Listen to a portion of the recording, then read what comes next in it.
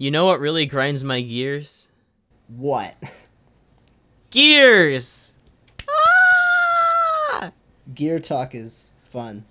Geary talk. Yep, that's what we're doing today. Carlos has opened like every single WowieTalk thus far. Would you like to open? Would you like to reopen this one? No, Want me to shut the door and give you the key so you can lock it yourself? I can't do puns, so. You don't have to do a pun. You just have to say what we're talking about. So we're talking about. All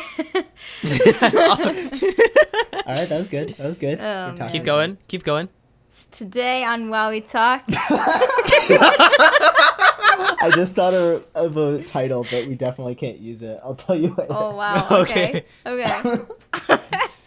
we're gonna talk about gear, what we use for our music and in videos and good stuff like that. Remember, if you don't have good gear, your instrument won't have a good sound. That's the thing I was about to say. I was like, disclaimer: gear You're won't a guitarist, necessarily. your instrument doesn't have good sound. Well, yeah, like. Do you remember that? You have to be able to play your instrument well before anything else. That's the bottom line. Yes. Like, it's like starting at the very beginning of like where all your sound comes from is like how you play the instrument, not necessarily how you record it. Right. Now, for people who are like who've never bought button for someone who's never bought one of your primary instruments that you play, or for people who are in the market for one, what do you guys have to say, like, for recommendations? Wait, for what? You know, Sorry. guitar, saxophones, pianos, keyboards. Oh, the instruments? Yeah. So I'll talk about saxophones real quick. First off, don't waste your money on an expensive saxophone to start.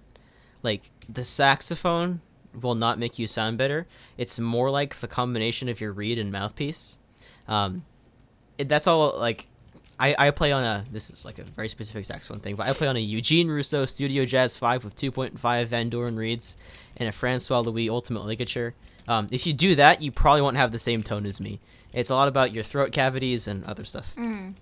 But the saxophone itself really doesn't do much for your tone. Like, and it's more your mouthpiece and reeds.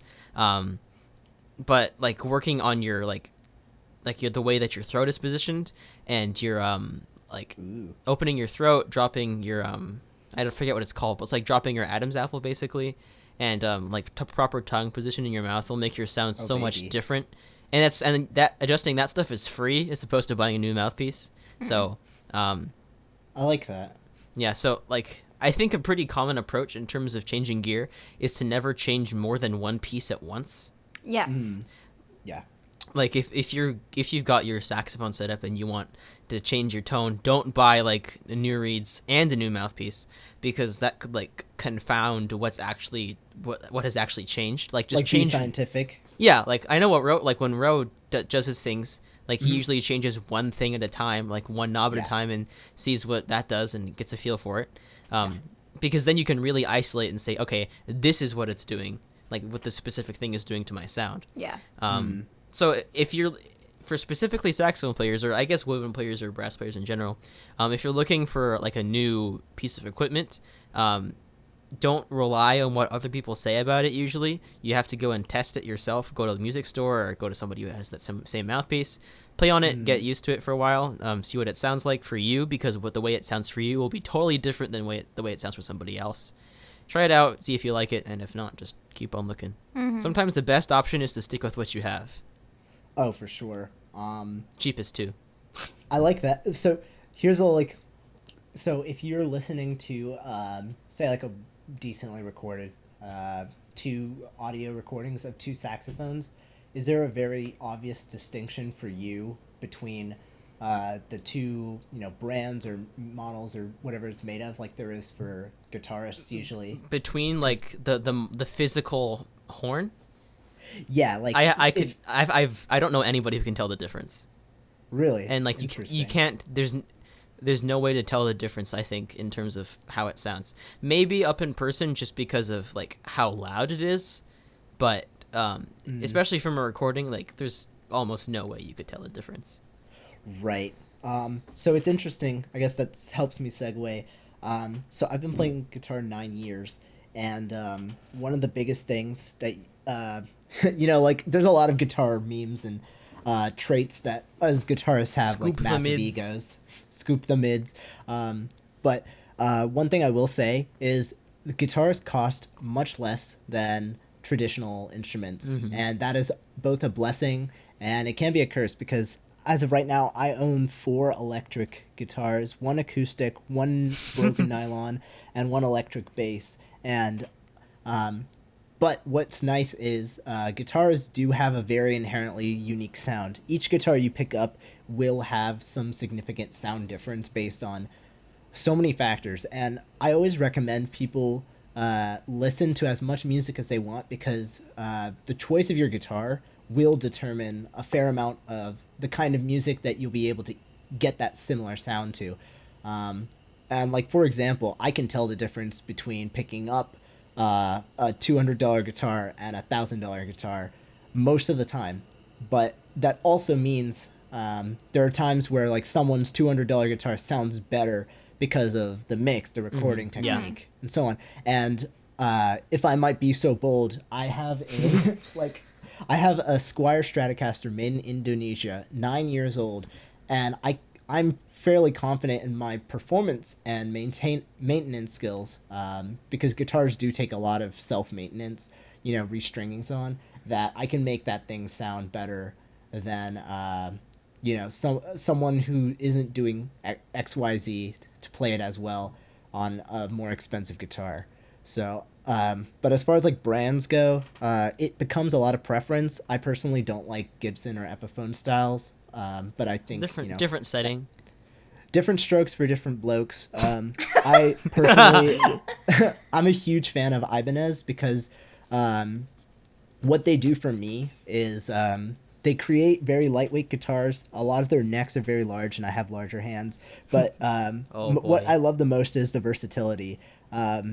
They tend to sound a little bright, so you can get very high gain 80s like Def Leppard-y sounds, but they also like having a lot of split electronics. So as Carlos and Terry can attest, with my guitars I've been able to get like almost acoustical sounds, like dark jazz sounds, and then heavy djenty whatever crazy stuff, all without having to switch. And that's really important to me. Like, if I'm recording a song and I want to play it on stream tomorrow, I can just pick up my Ibanez 7-string and I'll be done.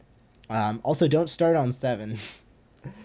Start on 6. But yeah, I think listening to guitarists, all sorts of different ones, listen to, fusion ones, classic metal ones, hard rock ones, classical, because it's a as diverse an instrument, in my opinion, as like the piano can be. And, because the genre definitely influences your gear choice. Yeah, absolutely. Yep. And all my guitars are not more than $500 each. I replaced the pickups, the electronics that kind of influence the reaction and the sound quite a bit. But like Carlos says, you tend to need to be scientific about your adjustments to your physical instrument. Now, Tara, you play violin and viola uniquely. So nice segue, bro. Nicely done. Nice. Yes. So I didn't want to ride on guitar. So violin is I agree with points made by both Carlos and Ro, because violin, you can do a lot to change the tone as well.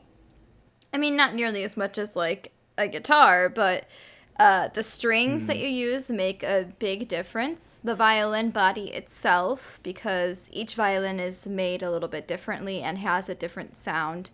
So usually you want to try to find strings that offset the actual sound of the body, which is kind of hard to really understand. But like, I know, because I've tried other strings, but I know at least on my old violin that D'Addario's worked pretty darn well. Yeah, they were D'Addario Pro Art.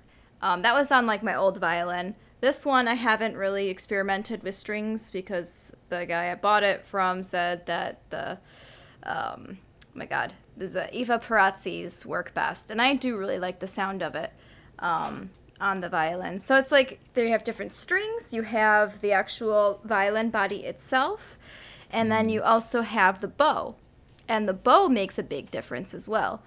So again, if you want to change your sound, I would say look at different strings first. Don't change anything else. Like when I bought this violin, which was like $2,400, which is really expensive for me. Yeah. That's an axe fix. Yeah, pretty much. When I bought this, I was also looking at getting another bow as well, and that was kind of a mistake because, I mean, I was testing out violins and also testing out bows. So I was like the multiple pieces of gear at once. Yeah, very, very confusing. But then I settled on this. Her name's Katoni. Right. I settled on her, and then I went back and really started trying different bows. So I have a $500 bow that I actually don't use that much, which is kind of sad. But it does sound pretty nice on this violin with the strings. So yeah. So why don't you use it that much? I don't know. I guess I've just been so used to the sound that my carbon fiber one makes. That's true. Because the tone, it really does have a different tone and a different sound. Like the other bow, it might be because it's not rosined up enough, but it does have more of like a nasal quality to it. But it's kind of like a sweetness to it. So it's sweet nose. It's not something that you would want to use for like orchestra, you know, like for an orchestra playing, like you want to use like a carbon fiber or something. You don't want to use your good wooden bow for that. You want to use your wooden bow for like solo performances, which I only have like once a semester. So do your YouTube videos count as solo performances? Yeah, they do, but I still default to the carbon fiber. There was a couple times that I did use the wooden, though. They do say people don't spend ages looking for a different sound. They try to find their sound. They try to find you try to find yourself in that sound, and that's part of what. This is like not even a gear. This is like finding your perfect instrument now. Oh my gosh. I mean, we could. There's a lot of parts to gear too. Like microphones. A lot of moving That's actually hold on a second. a lot of moving gears. Oh, But, her gears. Carlos. Her gears are moving. Yep. So another thing that all three of us do use, myself to the least extent, I think, but microphones. Yeah. And the way you use microphones are important. Yeah. Like I have one microphone that's USB. I would recommend getting for it you. XLR. That's all you need. Right. So my usage goes from streaming, acoustic guitar, I'm back. now and then vocals, auxiliary percussion, like clapping maybe. But I tend to I was looking mostly for a microphone that has a very basic all-around equalization. Mm-hmm. So it's not going to be amazing in one category of sound. But at the same time, you know, I can be reliable with it. And I found that learning to mix any microphone that you get sent from anybody is such a good experience. Because before I had this, I'd worked with probably like Tara and Carlos and all sorts of people who are giving me microphone tracks. And I think it's just like good to work with a kind of cheap one first. What do you guys think about microphones? Yeah. I think I've always been a subscriber to the belief that it is more about the placement of the microphone than anything else. Like where you place the microphone on a saxophone makes such a big. No, that's not. I remember that. We're not exactly doing that. But like where you place it on the saxophone makes such a big difference. Like I spent like 2 years searching for the perfect place to put it on the saxophone. Dang. And still to this day, like I found a position that works decently well, but Go on. Sometimes like even like a slight angle difference of the microphone or like a slight height difference just makes the tone sound completely different to me. Partially because I'm such a stickler for my own sound because I like work a lot at it. Right. But I think Tara would say this too, that it's a lot about where you place the microphone too. Yeah, I mean, I've been, man, I don't know. I usually have it in the same position for both when I sing and when I play violin. The only thing that's different really is I just move the pop filter out of the way if I play violin, like record that, which I actually did not do until more recently. I used to record violin takes with the pop filter. I mean, which is not like, that it makes a huge difference, but it shouldn't, but it's not something that you necessarily it's a psychological difference. But maybe I don't know.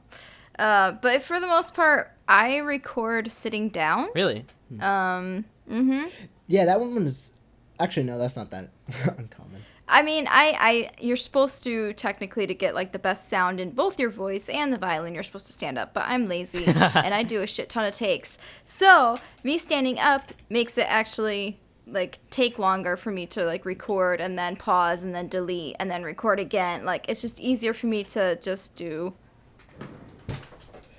Yeah, then, see, like I record like, everything with the sitting chair. down, and that's So- like. Wait, common. we should all stand up and record WowieTalk. Oh my Yeah. god, no. Will you guys notice a different sound? You might. The mixing experts of WowieTalk. Yeah. listeners.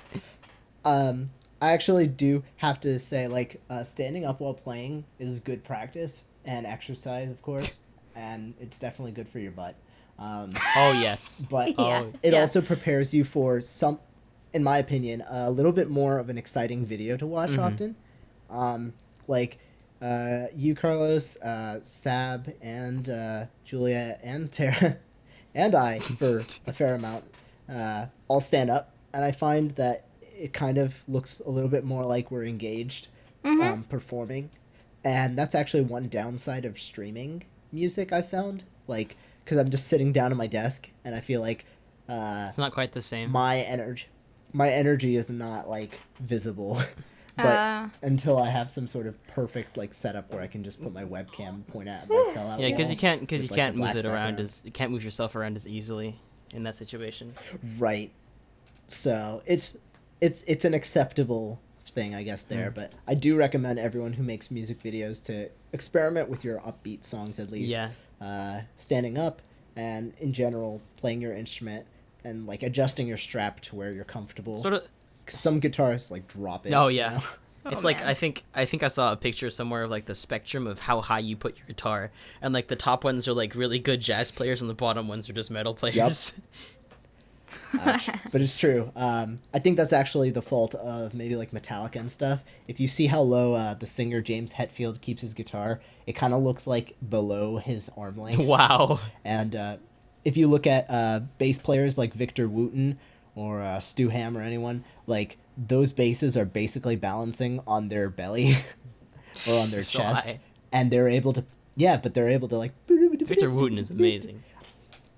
Victor Wooten's one of my favorite bassists easily. But yeah, like keeping yourself comfortable is a good way to make use of that gear. Another thing, headphones, monitors, Yes. and listening surfaces are really important. I think it's worth the investment to get a good flat response headphones. Brands like AKG, Audio Technica, of course, and We're Sennheiser. all probably using the same headphones We're right all now. using the. ATM50X. Yep. Your ears are feeling what mine are feeling. Oh my goodness. Oh, you don't know what else is in there. No. Wow. Anyway, You're about to get ear whacked, bro. Oh! so yeah, one thing that I didn't know starting was that when you listen to something, what you listen through the speakers can affect what's coming out of the computer dramatically. And if you listen to like your song on some home theater or like the inside of your car, if you have it like jacked out with like subwoofers and stuff, you'll end up hearing way more low end. Yeah.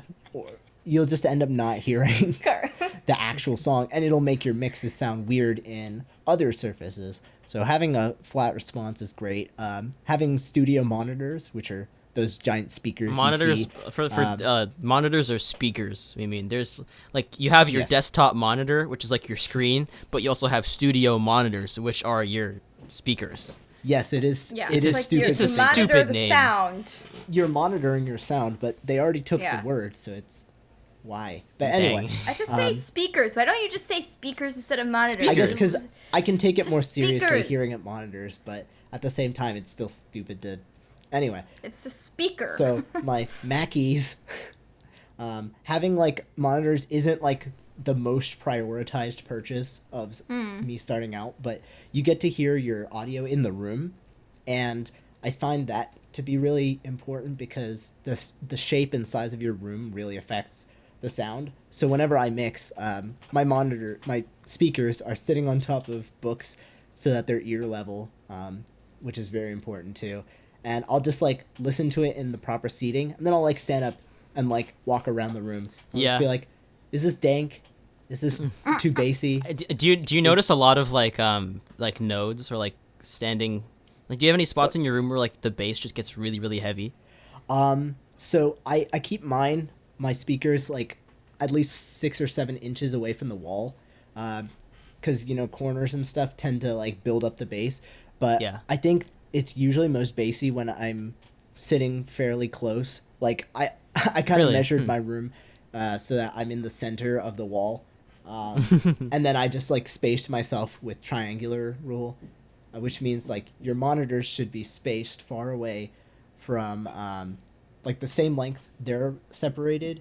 You need to be separated, but it's, to make it an equilateral right, so triangle. you make an equilateral triangle. But yeah, stand in different spots and you'll hear it differently. Yeah, when I lie down on my bed while my mixes are playing, like I can Yes. hear the bass thumping so loud. Oh, Because like it's just my room. My room is like hardwood floors. yes, That's part of it, and your desk is wooden. it's wooden and has a glass top. Right. So those are resonating materials. So I think it just Yeah. like shakes into the room. Should I make my desk out of rubber next time? You really should. That way I won't get shocked from my desk, right? My desk won't shock me. No, but you still will. Yeah. But yeah, like I like listening Headphone- to stuff everywhere. Yeah. I second Rose thing on like when you first start, your mixes will sound different on different sets of speakers. Like I used to use these old like really tiny desktop speakers, and I think I used to mix on like Apple earbuds at one point. Oh boy. Oh boy. Oh snap! But It's like okay. there's just, I mean there are certain things like you wouldn't notice them with casual listening. Yes. Especially if you're not listening like critically for like the balance of the song. But once you like have the experience of like listening to your music from monitors or with good headphones, then you really notice that there are some things that you just can't hear with like Right. low level listening equipment. Oh yeah.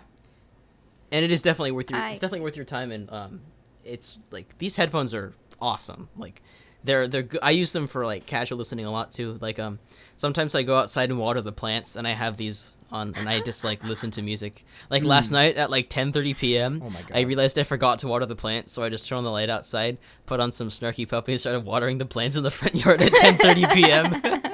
Well, I mean, Carlos, whatever. that's funny. Like in the car to work and stuff. I even like. Just, Well, not headphones in the car, but No. yeah. But it's good. Like But that is a more casual listening. Watering the plants. listening on low volume is so useful because sometimes people have parts that just like stick out super loud or you just cannot hear them, but when they were mixing it on whatever surface for whatever reason they were like, oh yeah, it's totally there. Yeah. What other gear do people need? I recently got a MIDI keyboard. Those are helpful. This one's like it was fairly inexpensive and it was the largest size I could get for this table, but having like a MIDI controller, especially if you like synthesizing stuff, or for me, I really like having small like ambient chords in the backgrounds, so just like having this plugged in and playing with like some very simple velocity control and making like a big spacey chord is really useful for me. I've gotten a little bit of use out of that. So MIDI, even if MIDI, something to input MIDI with is nice. Like all the stuff in my videos is done via MIDI. Like that keyboard is just a big MIDI controller for me, and I have a smaller one on my desk which I use for synthesizer stuff. Some also cameras.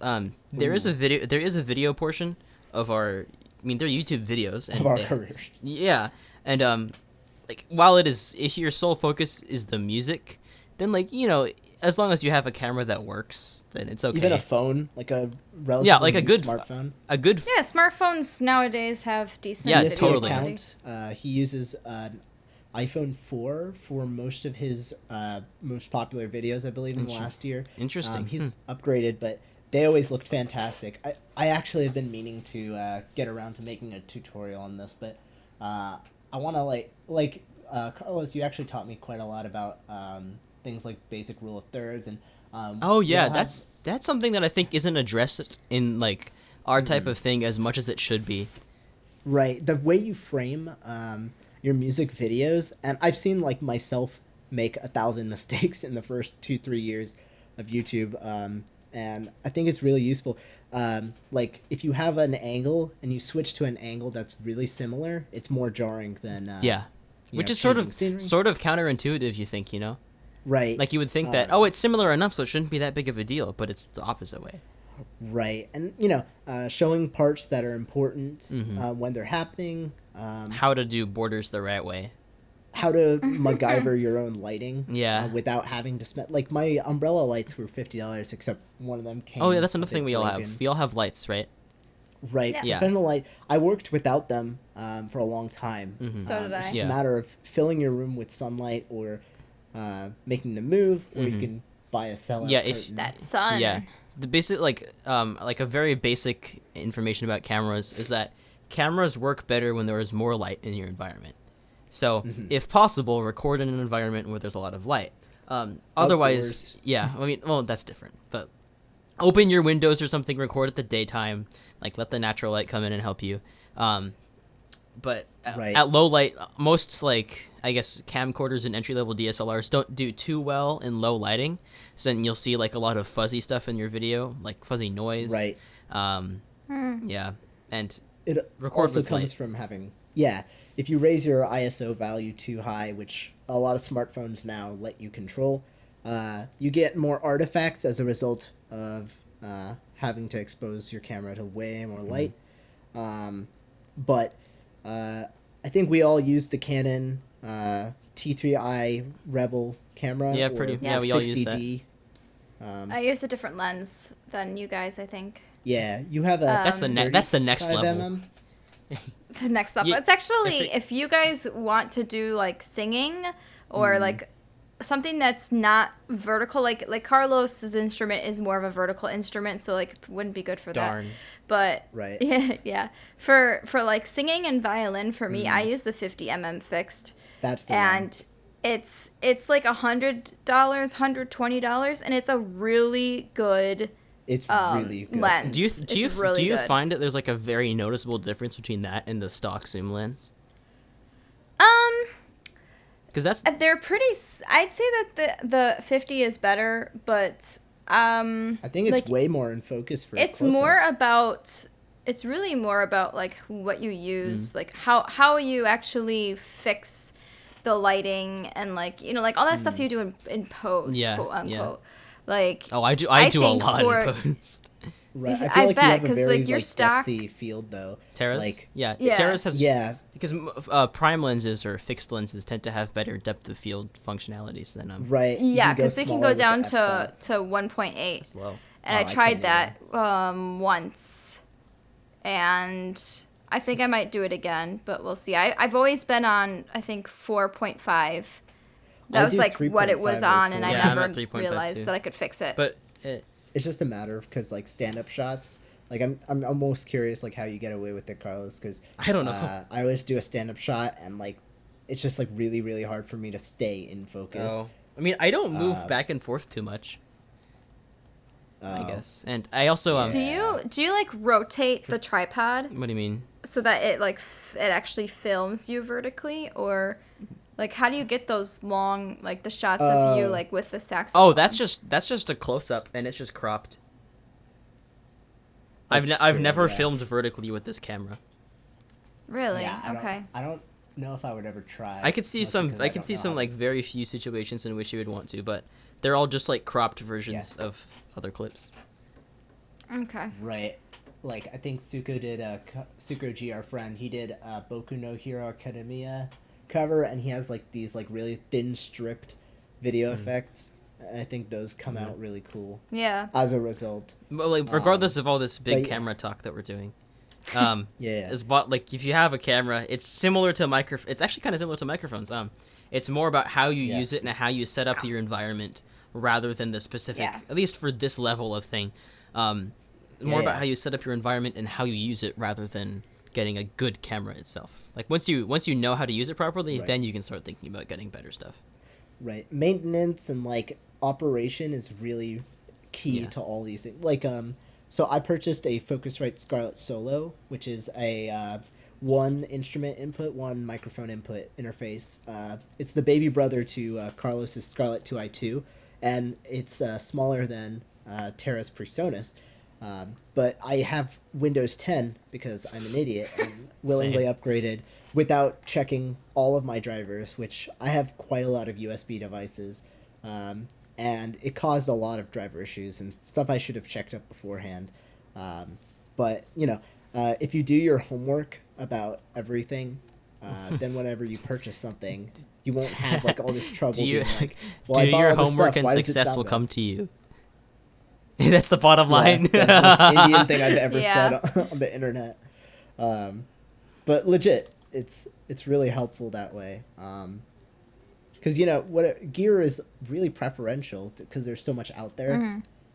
I wouldn't, like, sway someone away from something unless I just had a really good experience. Or a really bad experience with that particular thing. Yeah. If you're looking to buy an Alesis keyboard, I wouldn't recommend it. I would look into M-Audio. Akai even. Something just because of I've had poor trouble with the velocity and the software that comes with it. Once it works fine for what I need it, but I would say for beginner mics, definitely AT 2020. You can do either USB or drop XLR. Some of our beginner recommendations too. Positive Grid's Bias Effects is the only guitar amp software I would wholeheartedly recommend at this point for the How much does that I'm not cost? sponsored. Like, it is $70, and they have constant sales. That's not bad. That's the guitar rig, right? So guitar rig's definitely a little more expensive, but it costs less if you buy it inside complete. So I will say, if you plan on doing what I do, where you have like more than 7 or 8 guitar tracks, maybe look into something else, but quality is unmatched. Not to put down anyone using something else, of course. I just find this to be it's just your preference. the second best thing. Yeah, you know, except for the very expensive thing coming in like a week. Yeah. But I will still recommend Bias. I actually think we should always look at affordable options. Rose done a few very good videos about making music with affordable equipment. Affordable equipment, sorry. Yeah, I have a clickbait video on freeware. I mean, they're clickbait, but with a face like that on the thumbnail, like you want to click it. I know. It just baits you to click. Man. But yeah, and we're not sponsored. Well, are you sponsored, Carlos, by anyone? I would recommend this. No. Okay.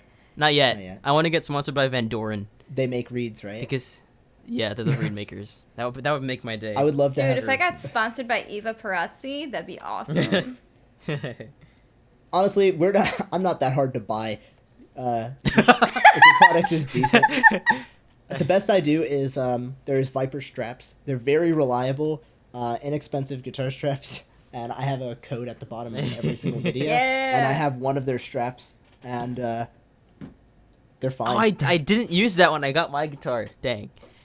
So entry level stuff. The 2020 is good. Yep.